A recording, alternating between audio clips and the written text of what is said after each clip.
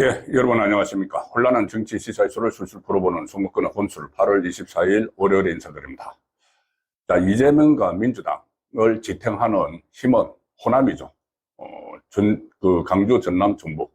자, 지금은 전남, 강주가 하나의 행정구역이고, 전북이 따로 있고, 두 개의 광역자치단체인데, 이재명 정권을 탄생시킨 것도 호남이고, 그리고 그 각종 여론조사에서 이재명의 지지율이 그나마 ARS 기준으로는 이미 30%포인트까지 30%대까지 내려갔지만은 일부에서 계속 40%대를 유지하게 만드는 그 동력도 호남입니다. 호남에서 70% 이상의 지지율을 몰아주기 때문에 전체 그 영향을 미쳐서 전체 지지율에 영향을 미쳐서 40%대를 유지를 하는, 물론 30%대로 떨어진 그 조사도 있지만은, 그리고 민주당 지지율도 마찬가지죠.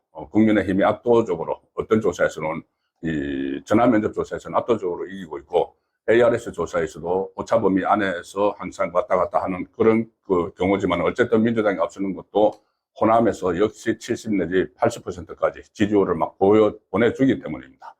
자, 그리고 이번에 김민석 대표 체제가 들어선 것도 호남의 힘이죠. 바로 반도체 800조 몰빵.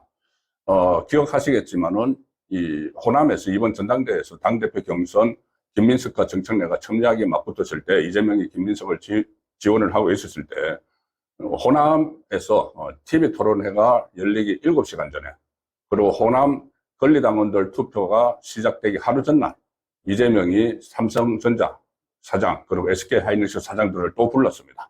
그리고 정부 그 강요들, 그리고 청와대 수석들까지 다 불러가지고 획기적인 공약을 발표를 했죠. 강주공항을 당초에는 언제 옮길지 몰라서, 강주공항이 이제 반도체 공장이 들어가야 되는데 전전긍긍하고 있는 그 상황에서 양쪽 사장, 그리고 국방부 장관까지 다 불러서 강주공항을 2028년까지 외곽으로 다 빼겠다, 다 분산해서 그 자리를 비워주겠다, 방 빼게 해주겠다, 이렇게 공약까지 했죠. 바로 호남에서 이 김민석을 당선시키는데 결정적인 계기를 마련해 주는 겁니다. 그 결과 결국은 김민석이 호남 권리당원 투표에서 무려 25%포인트나 앞섰죠. 정청래에게. 그 앞선 그 덕분으로 지금 당대표가 됐습니다. 자, 그런데 지금 굉장히 이재명 정권으로서는 초긴장하지 않을 수 없는 바로 지지 기반, 콘크리트 기반이죠. 제가 콘크리트 기반을 한번 말씀드리면서 이재명의 콘크리트가 무너지고 있다는 설명을 드린 적이 있습니다. 이념상으로는 좌파 진영, 그러니까 진보 유권자들이 지금 두동강에 났죠. 두동강에 나서 그 콘크리트가 무너지고 있고, 또 하나의 콘크리트는 연령대별로 4050, 특히 50대, 40대, 여기서 이재명 지지율이 견고했는데 그 연령층에서도 무너지고 있다. 세 개의 콘크리트 중에서 연령대별 콘크리트가 이미 무너지기 시작을 했고, 또 그 좌파가 완전히 두동강 나면서 그 강성 지지층도 쪼개지기 시작을 했고, 하나 남은 것이 제가 호남이라고 말씀을 드렸는데, 호남이 지금 무너지고 있습니다. 자, 왜 그럴까요? 일주일 사이에, 이제 김민석이 취임한 지 일주일 됐죠. 일주일 사이에, 그 전에는 제가 조금 전에 말씀드린 대로 이재명이 여러 가지 공약들을 계속 발표했죠. 호남에 2030년까지 반도체를 지어준다, 800조 투입해서. 자, 그런데 그 이후에 별다른 움직임이 없습니다. 전당대회가 끝나고 나서. 그리고 여러 가지 언론 보도들이, 분석되는 보도들이 계속 나오는 것이, 2030년까지는 아무리 해도 어렵다, 현실적으로. 2030년까지 뿐이 아니고, 그 입지로 과연 거기가 타당한가? 강주공항 그쪽이 타당한가? 뭐 용수 문제나 전기 문제나 아니면 인력 배치 문제나 여러 가지 측면에서 그 기사들이 상당히 많이 나왔습니다. 전당대회에서 그 기간에는 뭐 정권의 눈치를 봤는지 아마 그런 그 기사가 뭐 많이 나오긴 했지만은, 심층적인 보도 같은 것이 그때보다는 지금 이제 전당대회 끝나고 나서 여러 가지 뭐 토론회나 이런 데서 사실상 좀 어려운 것 아니냐, 뭐 이런 또 분석들이 많이 나오고 있습니다. 자, 이런 상황에다가 또 그 민주당 정권, 이재명 정권이 계속 여러 가지 실정을 하고 있죠. 뭐 최근에는 국방 문제, 한미연합 훈련도 아주 짧게 끝내버리고, 뭐 안규백 파동도 있고 여러 가지 논란들이 있습니다. 또 조희대 파동도 있죠. 사법부를 말살하는. 이러니까 전국적으로 이재명과 민주당의 지지율이 동반 하락하는데 특히 호남에서 대추락을 했습니다. 매주 월요일이면 리얼미터 조사가 발표가 되죠. 리얼미터가 에너지경제신문 의뢰로 해서 발표를 한 것이 있는데 우선 호남의 지지율이 어떻게 보면 좀 쇼킹합니다. 자, 일단 호남에서 이재명하고 김민석이 이끌기 시작한 민주당의 지지율 발표가 있었는데 딱 일주일 됐죠. 김민석 체제, 이재명이 이제 억지로 만들어가지고 출범을 한 지 딱 일주일 됐는데 일주일 사이에 이재명 지지율과 민주당 지지율이 동반 대폭락을 했습니다. 일단 이재명 지지율이 그 일주일 전에 73.5%였는데 이게 64.7%로 떨어졌습니다. 무려 8.8%포인트가 떨어졌습니다. 그래서 지금 말씀드린 대로 이 호남 지역이 그때 김민석에게 25%포인트 차로 정청래를 앞서서 결국 김민석 체제를 출범을 시킨 것이 호남이죠. 그게 이재명이 노골적으로 지원을 했는데 여기에 대해서 좀 그 호남 유권자들이 의심하기 시작한 것 아니냐. 야, 이게 과연 되겠느냐. 그리고 또 일주일 사이에 또 큰 다른 움직임이 없으니까 그전에는 그렇게 호들갑을 떨다시피 했는데 자, 그런 상황이 이 호남 민심에 영향을 미친 것 아닌가 싶은데 이재명 지지율만 그런 것이 아니고 자, 김민석 이 새로운 당대표가 출범을 하면은 컨벤션 효과가 있어서 일순간으로 지지율이 그 정당이 확 오르죠. 그러다가 좀 어느 정도 시간이 지나면 떨어지는데 지금 한창 채로 전당대회 컨벤션 효과가 있어야 되는 이 시점에 호남에서 뭐 전국적으로도 그렇지만 리얼미터 조사 기준으로 호남에서 민주당 지지율이 대폭락을 했습니다. 김민석이 이끄는 일주일 만에 어떻게 폭락을 했느냐 충격적이죠. 76.9%였는데 민주당 지지율 일주일 전에 호남에서 76.9%가 일주일 사이에 55.7%로 떨어졌습니다. 55.7%. 낙폭이 무려 21.2%. 일주일 사이에 민주당 지지율이 21.2%, 이재명 지지율이 8.8%가 떨어졌습니다. 자, 민주당 지지율이 떨어져서 이제 반사이익이 국민의힘에게 좀 갔는데, 호남에서 국민의힘 지지율이 일주일 전에 12.2%였는데, 이게 22.3%, 10.1%포인트가 오른 겁니다. 둘 다 이재명 지지율, 호남에서 이재명 정권 출범한 이후에 최저치, 민주당 지지율, 이재명 정권 출범 이후 최저치가 리얼미터 기준으로 나왔습니다. 리얼미터는 좀 자편향적인 그런 조사 결과를 내놓는다는 지적을 받고 있죠. 자, 그런데 리얼미터조차도 최저치를 기록을 했는데 그 낙폭이 엄청납니다. 일주일 사이에. 일주일 사이에 변한 것이 뭐였느냐. 뭐 조희대 파동이 있었고 뭐 한미연합훈련 축소하는 거 있었고 이런 거 있었지만은 그 정도 변수는 항상 이제 있었죠. 그리고 이게 호남에 직격탄을 미치는 뭐 그런 상황은 아니죠.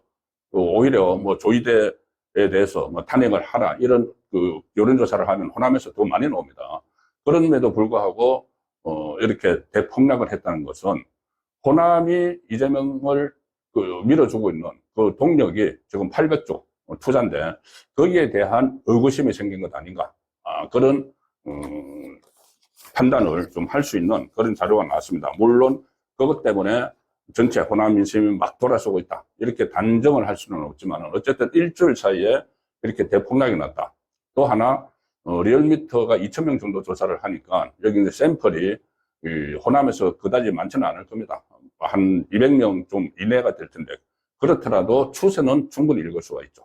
그래서 호남 민심이 지금 이반을 하고 있다. 민심이 이재명 정권에서 좀 떠나는 그런 이게 출발점이 아닌가는 생각이 듭니다. 상당히 제가 말씀드린 세 개의 콘크리터 그 중에서 하나 남아있던 이미 4050은 무너지기 시작을 했고 그리고 자판은 두둥강 나기 시작을 했고 지역적인 지역적인 받침대가 정치에서는 굉장히 중요하죠. 특히 집권 세력에서는. 그런데 그 호남의 민심이 멀어지고 있다. 이것은 좀 심각한 상황으로 보입니다. 특히 이재명과 김민석이 일주일 사이에 공멸할 수도 있는 그러면 이제 무리수를 두게 되죠. 굉장히 큰 여러 가지 무리수가 나오면은 자멸을 할 수도 있는 그 상황입니다. 자, 호남만 그런 것이 아니고 다른 지역, 전국적으로 이 이재명과 김민석의 지지율이 동반 추락을 했습니다. 리얼미터 조사 오늘 발표가 됐으니까요. 여기 기준으로만 해도 40.2% 긍정 그 평가, 부정 평가 56.9%. 이 양쪽의 격차가 무려 16.7%포인트나 났습니다. 이게 부정 평가가 더 많은 데드크로스가 일어난 것이 한 달 정도밖에 안 되는데 이제 무려 그 격차가 16.7%포인트까지 올라갔고, 그리고 이재명의 지지율 40.2, 딱 40%대의 리얼미터 조사에서 좀 이재명에게 유리한 결과를 내놓는 리얼미터 조사에서조차 이재명 지지율이 전국적으로 40.2%, 이게 6주째 하락을 하는 겁니다. 한 달 반 동안 계속 하락을 해서 이제 리얼미터조차도 40.2, 그러니까 40%대의 턱걸이를 했는데, 그런데 날짜 기준으로 하면은 21일에, 그러니까 리얼미터가 며칠 동안 조사를 했는데 바로 21일에는 39%까지 찍었습니다. 이미 30%대로 내려갔죠. 리얼미터 조사에서 조차 이재명 전체 지지율이. 그리고 일주 사이에 이것도 2.8%포인트가 떨어진 겁니다. 40.21이 2.8%포인트 일주 사이에 떨어졌으니까 다음 주 이 정도 낙폭이 또 예상이 되니까, 그러면은 다음 주에는 30% 후반, 38%까지 이렇게 떨어진 그런 지금 추세를 보이고 있다는 것을 말씀을 드리는 겁니다.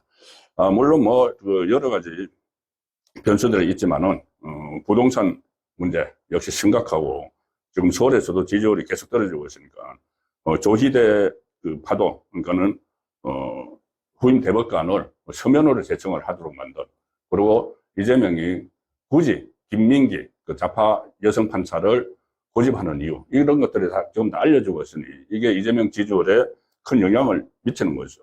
사법부 말살 책동이 다시 벌어지고 있다. 그리고 한미연합훈련 축소, 이 문제는 우리 국민들의 생명과 안전이, 재산이 다 걸린 문제인데, 여기에 대해서 이재명이 제대로 대처하기는커녕 한미연합사 축소를 갑자기 지시를 한 트럼프, 김정은과 관계를 개선하기 위해서. 근데 그 트럼프에게 이재명이 경의를 표한다, 이런 말까지 했죠. 자, 그런 부분들이 전부 다 민심 위반의 원인이 되고 있는 겁니다. 자, 김민석 취임 후 민주당 지지율도 조금 전에 제가 말씀드린 것은 호남에서 무려 21.2%포인트가 떨어졌다는 것이고, 전국적으로 봐도 역시 민주당 지지율이 이재명 지지율처럼 동반 폭락을 했습니다. 민주당 지지율 41.9%, 국민의힘 지지율 37.6%, 오차범위 안에 들어갔습니다. 그리고 민주당 지지율은 한 주 사이에 6.0%포인트가 떨어졌다. 그래서 컨벤션 효과 이런 것이 나타나기는커녕 오히려 지금 정청래계의 최고위원들 세 사람이 있죠. 최민희, 그리고 이성윤, 한민수, 이 최고위원들과 김민석 대표가 또 갈등을 벌이는, 무슨 지명직 최고위원 놓고 표결에도 불참을 하는, 이런 상황들이 김민석 체제의 민주당 지지율을 다 떨어뜨리는 그런 상황이 되고 있습니다.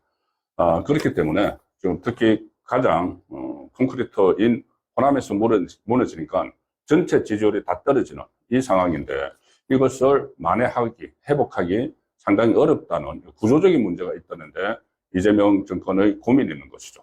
자, 이게 이 호남에 대해서 더 이상 어떤 구체적인 약속을 해줄 수도 없고, 말로만 지금 계속 대기업 팔을 비틀어서 약속을 하고 있지만은, 거기에 대해서 호남 민심이 좀 의구심을 갖기 시작했다. 이 부분은 이재명 정권이 쇠락하는데 결정적인 계기가 될 것으로 예상이 됩니다. 네, 8월 24일 보내드린 송문근의 혼술이었습니다. 감사합니다.